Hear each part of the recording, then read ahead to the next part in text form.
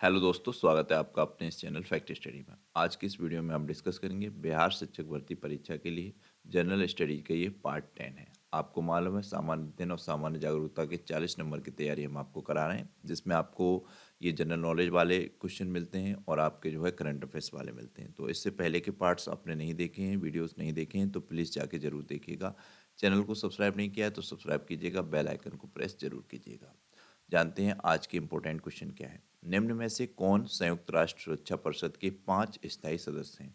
तो आपको मालूम होना चाहिए यूएनए के 5 स्थायी सदस्य देश कौन से हैं। चीन है, फ्रांस है, रूस है, यूनाइटेड किंगडम है, संयुक्त राज्य अमेरिका है। तो ऑप्शन ए इसका राइट आंसर हो जाएगा। संयुक्त राष्ट्र संघ से जुड़े हुए कुछ अन्य पॉइंट हैं। सबसे इंपॉर्टेंट ये है इसके 6 अंग कौन कौन से हैं, इनसे भी इसी तरीके का क्वेश्चन बनेगा। तो ये सामान्य सम्मेलन, सुरक्षा परिषद, आर्थिक और सामाजिक परिषद, न्याय परिषद, अंतर्राष्ट्रीय न्यायालय और संयुक्त राष्ट्र सचिवालय, ये 6 संयुक्त राष्ट्र के मुख्य अंग हैं। इनको आपको याद रखना है। इसकी स्थापना 24 अक्टूबर 1945 को की गई थी। 24 अक्टूबर को संयुक्त राष्ट्र संघ दिवस भी मनाया जाता है। इंपॉर्टेंट है, आपको ध्यान रखना है। इसका जो मुख्यालय है वो अमेरिका के न्यूयॉर्क में है। ये आप ध्यान रखिएगा, इंपॉर्टेंट है। इसका मुख्य कार्य यही है अंतर्राष्ट्रीय शांति और सुरक्षा के रखरखाव के साथ संयुक्त राष्ट्र में नए सदस्यों को स्वीकार करना। संयुक्त राष्ट्र चार्टर के किसी भी परिवर्तन में स्वीकार करने का अधिकार इसके पास है। अकबर के शासनकाल के दौरान मुगल काल की राजस्व प्रणाली को क्या कहा जाता था? वेरी वेरी इंपॉर्टेंट क्वेश्चन है। अकबर के शासनकाल के दौरान मुगल काल की राजस्व प्रणाली को जब्त कहा जाता था। ऑप्शन बी इसका राइट आंसर हो जाएगा, ध्यान रखना है। तो यहाँ पर भी हमने इन पॉइंटों को मेंशन किया है। आपको क्वेश्चन तो आपको याद रखना ही है, ये पॉइंट भी आपको पढ़ने हैं। इनसे भी आपके एग्जाम में हूबहू क्वेश्चन बनेंगे। राजा टोडरमल अकबर के वित्त मंत्री थे। कई बार ये क्वेश्चन भी पूछा गया है कि अकबर के वित्त मंत्री कौन थे, तो ये राजा टोडरमल थे। इन्होंने जो है ये जब्त प्रणाली का भी शुरुआत की थी, या इसी को इन्होंने ही ईजाद किया था, आपको ध्यान रखना है। ये 10 साल की अवधि में फसल की पैदावार की खेती की कीमतों को सावधानीपूर्वक सर्वेक्षण किया था, फिर ये प्रणाली लाई गई थी। कराधान की प्रणाली को दहसाला कहा जाता था। ये क्वेश्चन भी पूछा जाता है, कराधान की प्रणाली को दहसला कहा जाता था, क्या कहा जाता था? तो आपको ये ध्यान रखना है सब, दहसला। इस प्रणाली में प्रत्येक प्रांत की प्रत्येक फसल के लिए राजस्व की अपनी दरों के साथ राजस्व हलकों में विभाजित किया गया था। अकबर ने अपने प्रशासन में मनसबदारी प्रणाली भी शुरू की थी। पूछा जाता है क्वेश्चन, मनसबदारी प्रणाली किस शासक ने शुरू की थी? तो अकबर ने की थी। निम्नलिखित चोल शासकों में से किसने तंजापुर में निशुभुसुदिनी देवी मंदिर का निर्माण किया? ये थोड़ा सा कुछ मेरे गले में समस्या है तो आपको थोड़ा साउंड का वो लग सकता है, तो उसके लिए सॉरी। ये क्वेश्चन है हमारा। ये मंदिर है देवी मंदिर, इसको जो निर्माण करवाया था विजयालय ने करवाया था। चोल साम्राज्य के ये संस्थापक थे विजयालय, इनके द्वारा ये मंदिर का निर्माण करवाया था। इंपॉर्टेंट क्वेश्चन है, आपको ध्यान रखना है ये मंदिर। तो विजयालय चोल वंश के संस्थापक थे। उन्होंने कावेरी डेल्टा पर अधिकार कर लिया जो मयुत्तर के नियंत्रण में था और तंजापुर का निर्माण किया था। तंजापुर तमिलनाडु का 7वां सबसे बड़ा शहर था और ये बृहदेश्वर मंदिर तंजापुर में स्थित है। कई बार ये पूछा गया है बृहदेश्वर मंदिर कहाँ पर स्थित है, तो ये बृहदेश्वर मंदिर तंजापुर में स्थित है। तंजापुर तंजौर चित्रकला के का घर भी है, ये ध्यान रखना है। शिवाजी और जयसिंह प्रथम के मध्य पुरंदर की संधि कब हुई थी? तो इस ये क्वेश्चन पूछा जाता है। 1665 में, 1665 में ये संधि हुई थी। 1665 में शिवाजी और जयसिंह के मध्य प्रथम पुरंदर संधि, ये पूछा जाता है। आप इस वीडियो को आप अपने प्रैक्टिस सेट के तौर पर भी देख सकते हैं। आप इन क्वेश्चन को देखते जाइए और नोट करते जाइए कितने क्वेश्चन आपके सही हो रहे हैं, और वीडियो के लास्ट में कमेंट बॉक्स में प्लीज़ मुझे बताइएगा कमेंट करके कि आपके इन 20 क्वेश्चन में से कितने क्वेश्चन सही हो रहे हैं। जैसे 20 में से किसी के 15 होंगे, किसी के 16 होंगे, तो वो कमेंट कर दिए कि सर मेरे 15 क्वेश्चन सही हुए, 16 क्वेश्चन सही हुए, जिससे कि आपको भी अंदाजा लगेगा आपकी परीक्षा की तैयारी कैसी हुई है, और मुझे भी पता चलेगा कि स्टूडेंट्स के क्या लेवल है, ध्यान रखना है। तो ये क्वेश्चन है, इससे जुड़े हुए कुछ पॉइंट हैं, इनको आप जरूर पढ़ लीजिएगा। पंचायती राज व्यवस्था का उल्लेख किस सूची में मिलता है? तो ये आपको मालूम होना चाहिए। ये 3 सूचियां होती हैं, संघ सूची, राज्य सूची और समवर्ती सूची। तो पंचायती राज व्यवस्था का उल्लेख राज्य सूची में मिलता है।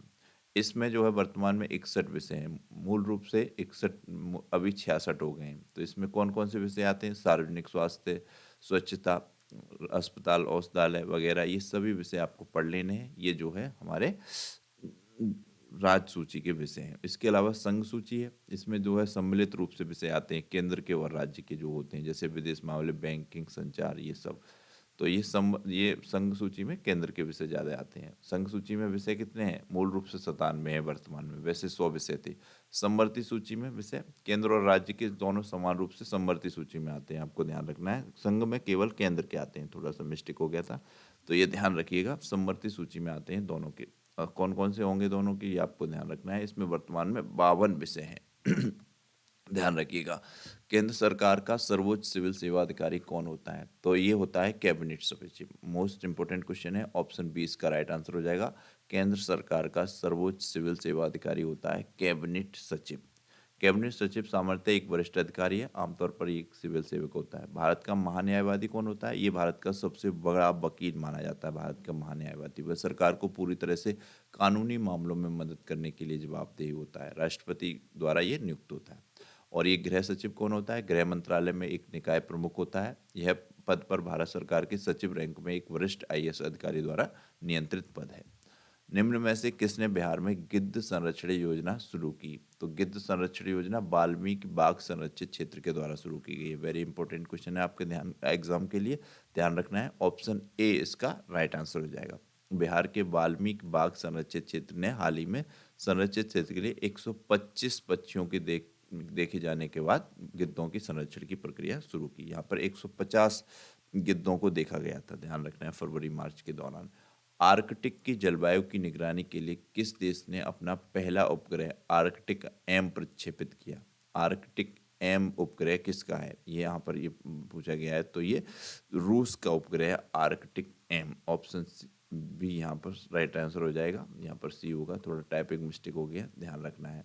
तो आर्कटिक एम का संबंध रूस से है, ये ध्यान रखना है। आर्कटिक क्षेत्र में जलवायु और पर्यावरण की निगरानी के लिए रूस ने अपना अंतरिक्ष उपग्रह आर्कटिक एम प्रक्षेपित किया। आर्कटिक पिछले 3 दशकों में वैश्विक औसत से दोगुने से अधिक तेजी से गर्म हुआ है और रूस ऊर्जा समृद्ध क्षेत्र को विकसित करने की मांग करता है।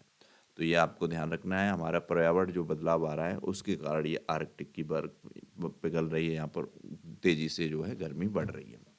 निम्नलिखित में से कौन बिहार का पहला सामुदायिक पक्षी अभ्यारण्य है? वेरी वेरी इंपॉर्टेंट क्वेश्चन है। तो ये गोगा बील कटियार में ये बिहार का पहला सामुदायिक पक्षी अभ्यारण्य है। वेरी वेरी इंपॉर्टेंट क्वेश्चन है, ध्यान रखना है। गोगी बियाल बिहार के कटिहार जिले में एक चापाकार झील है। ये एक मुख्य रूप से झील है। इसे राज्य का पहला सामुदायिक रिजर्व घोषित किया गया है। सामुदायिक अभ्यारण्य सरकार द्वारा घोषित एक विशेष रूप से संरक्षित क्षेत्र होता है। स्थानीय व्यक्तियों और समुदाय के प्रयास से संरक्षित होता है। 90 से अधिक पक्षी प्रजातियां इसमें आश्रय स्थल हैं। अगर पूछ लिया जाए गोगा बील में कितनी पक्षी प्रजातियां हैं, तो इसमें 90 से अधिक पक्षी प्रजातियां जिसमें 30 प्रवासी हैं। बिहार का प्रसिद्ध झरना काकोलत किस जिले में स्थित है? वेरी वेरी इंपॉर्टेंट क्वेश्चन है। तो ये नवादा में स्थित है, आपको ध्यान रखना है। काकोलत झरना जो है नवादा में स्थित है। इसके पीछे की ये जो स्टोरी है इसको मैंने यहाँ पर मेंशन किया है। आप इसको एक बार पढ़ लेंगे तो ये क्वेश्चन कभी नहीं भूलेंगे। काकोतल झरना क्या है, कहाँ पर है? नवादा में, ध्यान रखना है। बिहार में मानसून के दौरान वर्षा किस मानसून के कारण होती है? तो आपको मालूम होना चाहिए दक्षिण पश्चिम मानसून के कारण बिहार में मानसून के दौरान वर्षा होती है। ऑप्शन सी इसका राइट आंसर हो जाएगा। क्वेश्चन ये प्रीवियस एग्जाम्स में भी पूछा गया है, ध्यान रखना है आपको। दक्षिण पश्चिम मानसून के कारण बिहार में मानसून के दौरान वर्षा होती है। जून में बारिश का मौसम होता है और सितंबर तक चलता है। पूर्वी भाग में मानसूनी हवाओं की शुरुआत 8 जून से होती है और पश्चिमी भाग में 15 जून से होती है।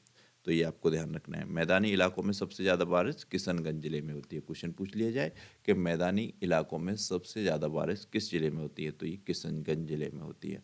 बिहार का सर्वाधिक लिंगानुपात वाला जिला कौन सा है? मोस्ट इंपोर्टेंट क्वेश्चन, तो ये है गोपालगंज। ऑप्शन बी इसका राइट आंसर हो जाएगा। यहाँ पर इससे संबंधित जानकारी हमने ऐड की है कि टॉप 5 जिले कौन से हैं लिंगानुपात के लिए। तो पहला है आपका गोपालगंज, जहाँ पर आपका 1021 लिंगानुपात आ जाएगा। लिंगानुपात आप सभी को पता होगा किस तरीके से डिसाइड होता है। एक विशेष क्षेत्र में 1000 पुरुषों की अपेक्षा कितनी महिलाएं हैं, तो इस तरीके से ये डिसाइड होता है। तो यहाँ पर दूसरे नंबर पर सीवान का नाम है, तीसरे पर सारण का है, सारण और किशनगंज, इस तरीके से नवादा और गया। और सबसे कम लिंगानुपात वाले जिले हैं मुंगेर, ये भी आपको ध्यान रखना है। भागलपुर, फिर उसके बाद फिर खगड़िया, फिर शिवहर, ये 4 जिले ध्यान रखिए। इनसे 1 नंबर का क्वेश्चन बनने की पूरी पूरी संभावना है। नेक्स्ट है प्रस्तावना को भारतीय संविधान में अंतिम बार कब संशोधित किया गया था? तो प्रस्तावना को भारतीय संविधान में अंतिम बार 1976 में संशोधित किया गया था। ऑप्शन बी इसका राइट आंसर हो जाएगा। आपको मालूम है इंदिरा गांधी जी का कार्यकाल था उस टाइम 1976 में, तब 42वें संविधान संशोधन में प्रस्तावना में 3 प्रमुख शब्दों को जोड़ा गया था जिनसे बार बार क्वेश्चन एग्जाम में पूछा रहता है। समाजवाद, धर्मनिरपेक्ष और अखंडता, ये शब्द कब जोड़े गए? 42वें संविधान संशोधन में जोड़े गए, 1976 में जोड़े गए। ये सब क्वेश्चन आपसे पूछे जाते हैं। 42वें संविधान संशोधन को लघु संविधान की संज्ञा भी दी गई है, ये भी आपको ध्यान रखना है। निम्नलिखित में से किस राज्य ने जनजातीय समुदाय की पहचान नहीं की है? यानी कि ऐसा कौन सा राज्य है भारत में जहाँ पर किसी प्रकार की जनजातियों का नहीं पाई जाती हैं या उन्होंने पहचान नहीं की है? तो ये हरियाणा है। ऑप्शन सी इसका राइट आंसर हो जाएगा, ध्यान रखना है आपको। और तो आपको देखा होगा उत्तर प्रदेश की जनजाति अभी मध्य प्रदेश की विशेष तौर पर एग्जाम्स में पूछी जाती है, आपको ध्यान रखना है। हरियाणा की राजधानी आप सभी को पता होगी, ये चंडीगढ़ है। स्वतंत्रता के बाद पटना उच्च न्यायालय के पहले भारतीय मुख्य न्यायाधीश कौन थे? तो ये पंडित लक्ष्मीकांत झा थे। आपके एग्जाम के लिए क्वेश्चन इंपॉर्टेंट है, पंडित लक्ष्मीकांत झा। और ये कुछ पॉइंट हैं, इनको आपको पढ़ना है बहुत अच्छे से। जैसे कि न्यायमूर्ति ज्ञान जो है सुधा मिश्रा बिहार में भारत के सर्वोच्च न्यायालय की पहली महिला न्यायाधीश बनी थी, तो ये आपको ध्यान रखना है। आज़ादी के बाद न्यायमूर्ति रेखा दोषित पटना उच्च न्यायालय की पहली महिला मुख्य न्यायाधीश बनी थी। ये जो ज्ञान सुधा मिश्रा है, ये बिहार से सर्वोच्च न्यायालय में पहली महिला न्यायाधीश बनी थी। बिहार से अगर पूछा जाए कौन सी महिलाएं जो पहली बार सर्वोच्च न्यायालय में महिला न्यायाधीश बनी, तो ये ज्ञान सुधा मिश्रा, इनका नाम ध्यान रखना है, क्वेश्चन पूछा जाता है। राजनीतिक शब्दावली में शून्यकाल से किसे संदर्भित किया जाता है या किसको जाना जाता है? तो प्रश्नोत्तर सत्र को शून्यकाल भी कहा जाता है, शून्यकाल को प्रश्नोत्तर सत्र भी कहा जाता है। तो आप ऑप्शन सी इसका राइट आंसर हो जाएगा। तो ये ध्यान रखना है, प्रश्नकाल के तुरंत बाद ये शून्यकाल होता है। इसमें आप अपने मतलब जो राजनीतिक जो चुन के गए हैं सदस्य, वो अपने सवाल उत्तर कर सकते हैं, प्रश्न उत्तर कर सकते हैं। तो इस तरीके का ये एजेंडा होता है। 1962 में ये शुरू हुआ था, ध्यान रखना है। बिहार के किस जिले को सिल्क सिटी के नाम से जाना जाता है? Very very important question. तो भागलपुर को, ऑप्शन बी इसका राइट आंसर हो जाएगा, इसको सिल्क सिटी के रूप में जाना जाता है। यहाँ पर बुनकरों की संख्या 90,000 से अधिक है। भागलपुर प्रमुख रूप से सिल्क सिटी है। पूरी पूरी संभावना है इस क्वेश्चन की आपके एग्जाम में आने की, ध्यान रखना है। निम्नलिखित में से कौन सा उद्यान बिहार की आर्थिक वृद्धि में प्रमुख योगदान करता है? तो ये कृषि है। ऑप्शन सी इसका राइट आंसर हो जाएगा, कृषि। बिहार भारत के सबसे मजबूत कृषि राज्य क्षेत्रों में से एक है। बिहार में कृषि उत्पादन में नियोजित जनसंख्या का प्रतिशत लगभग 80% है, जो राष्ट्रीय औसत में बहुत अधिक है। खाद्य प्रसंस्करण जैसे कृषि संबंधित उद्योग भी राज्य की अर्थव्यवस्था में महत्वपूर्ण योगदान देते हैं, ध्यान रखना है। बिहार में राष्ट्रीय राजमार्ग की कुल लंबाई कितनी है? Very very important question. तो 5,948 किलोमीटर बिहार में राष्ट्रीय राजमार्गों की कुल लंबाई है, ध्यान रखना है। ये 2021 की जो रिपोर्ट आई थी उसके अनुसार है। यहाँ पर एनएच यानी कि नेशनल हाईवेज की कुल लंबाई 5,948 है। तो ये 2014 में ये 4,554 थी, जो बढ़कर अब 5,948 है। ये आपको ध्यान रखना है, इंपॉर्टेंट है। क्षुद्र ग्रह किन की कक्षाओं में पाए जाते हैं? तो ये आपको मालूम होना चाहिए, क्षुद्र ग्रह किन की कक्षाओं में पाए जाते हैं? तो ये मंगल और बृहस्पति की कक्षाओं में पाए जाते हैं क्षुद्र ग्रह। ऑप्शन बी इसका राइट आंसर हो जाएगा। तो ये आपको ध्यान रखना है। ये तारे, ग्रह और उपग्रहों के अलावा कई छोटे पिंड सूर्य के चारों ओर घूमते रहते हैं। ये कुछ अन्य जैसे तारों वारों के टूटकर पार्ट्स भी होते हैं, वो भी घूमने लगते हैं, तो वो सब क्षुद्र ग्रह की संज्ञा में आती है। तो आपको ध्यान रखना है, इंपॉर्टेंट क्वेश्चन है। तो ये थे आज के वीडियो के हमारे most important question. Please comment box में कमेंट करके बताइए इनमें से कितने क्वेश्चन आपको आते थे प्रैक्टिस के तौर पर। एक क्वेश्चन है जिसका आंसर आपको कमेंट बॉक्स में करना है। अंडमान द्वीप समूह और निकोबार द्वीप समूह का एक जल निकाय द्वारा अलग किया जाता है, इसे क्या कहा जाता है?